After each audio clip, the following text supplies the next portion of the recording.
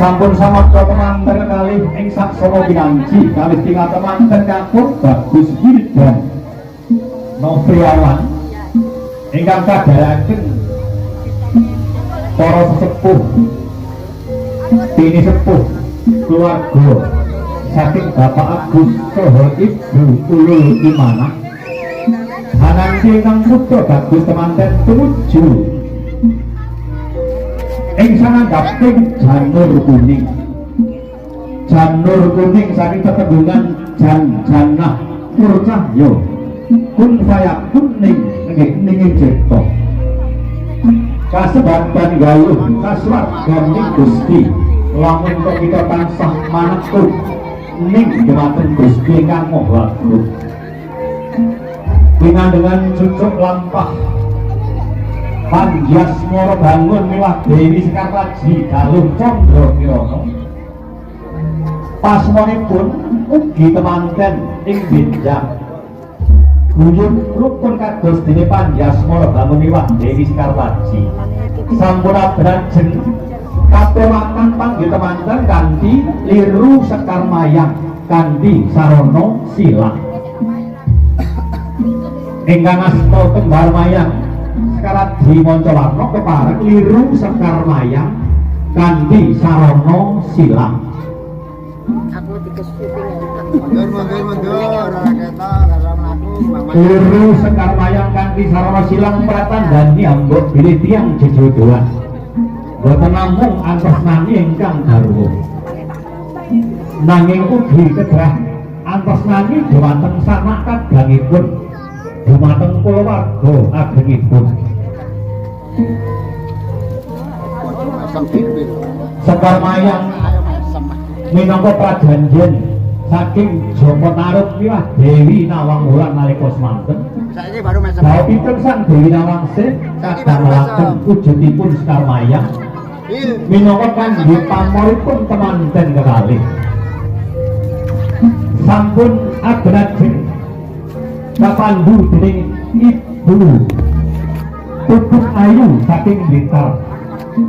Tumuli temanten badhe sawatan gantal ingkang dumados saking Suruh Gunung Apa Tower Gini sajuga kaya sajuga wanita wis tinodrat dadi jatuh kramane tumuli ajawan asta ginambaraken pepanggihanipun Bapak Adam lan Ibu Hawa wonten ing Jabal Rahmah Jabal Gunung Rahmah tresna ingkang suci linambaran ros tresna ingkang suci mugi temanten nggih ngemangun bebrayan tutup dunya tutup akhirat utawi prakteng jelahan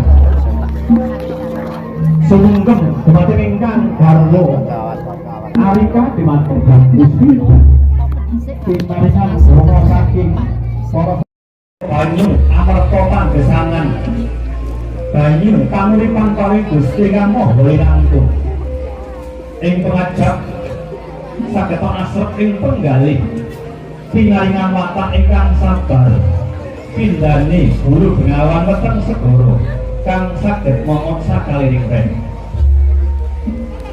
Bapak Ibu swargan sampun paripurna nggenya paring unjukan dhumateng putra temanten kekalih.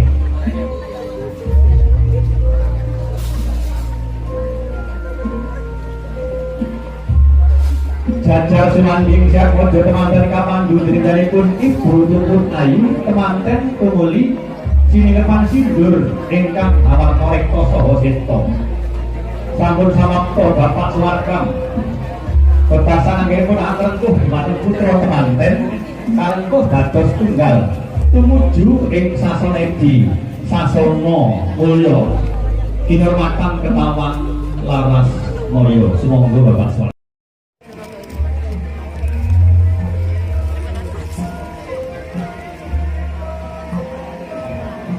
Lalu berlakune lekas lalu berlakune lekas kita nyuting kita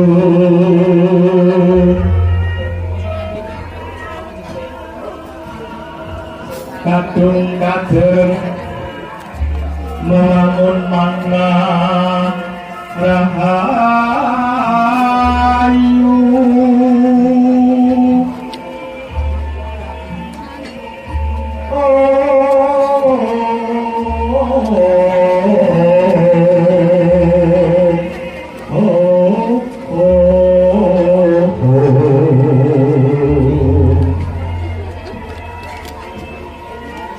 dengan cucu bangsa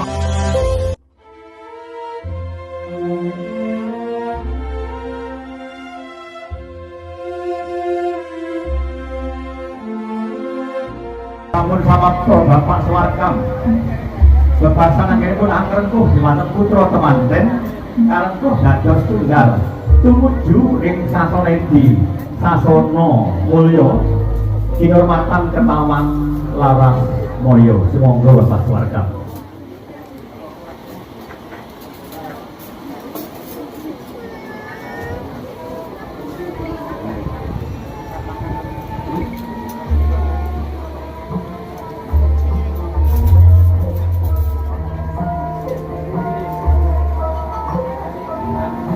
Palukon lakune lekas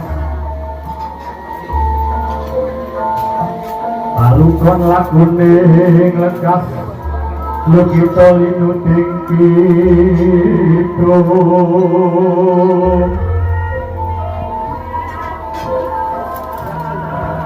Kadung kadeng Memangun manak rahayu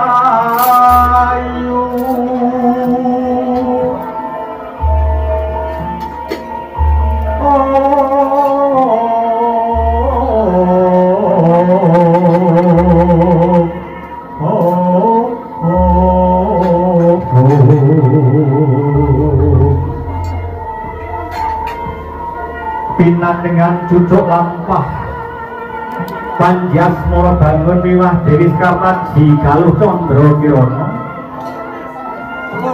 putra ing Doho ya ing Kediri dados kekundangan kagem temanten kekalih nggih nyemangun bebrayan satemah saged gendong rukun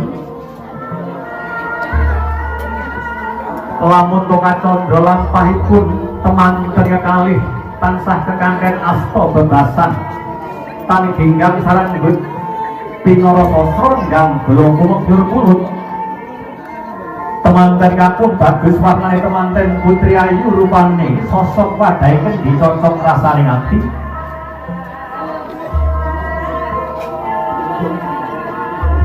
patembayar tekak genyo mangun bebrayan boten namung ing donya nanging antos dumugi ing dalahan datang saged kapegat katresnanipun.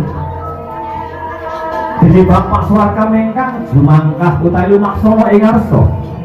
Pasemonipun minangka tularga dumateng putra putrinipun miwah para keluarga. Paring tuladha kang becik dumateng putri kinasih miwah putra ingkang den kudan-kudan den kegadang.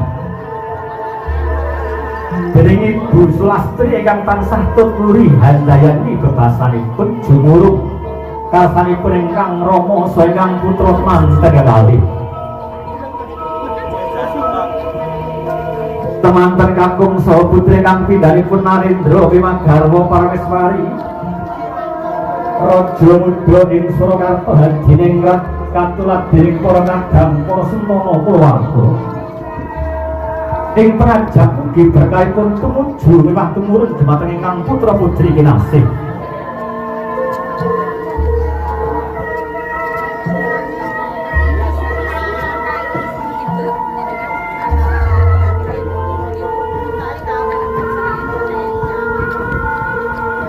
Sampun weh dumugi ungyang kang pinuju papan ingkang sinebya.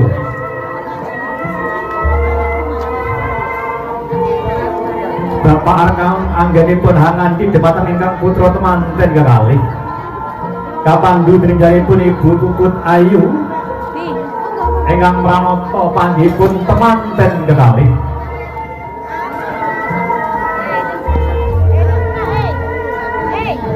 Dumateng para kadang, para pengiring keluarga saking Blimbing, saking Kasatrian, atau keluarga saking Bapak Agus, Ibu, kasemanggakan Bapak Ibu, kursinya dipun padosi piyambak, nggih, monggo dipun padosi piyambak kursi Ibu.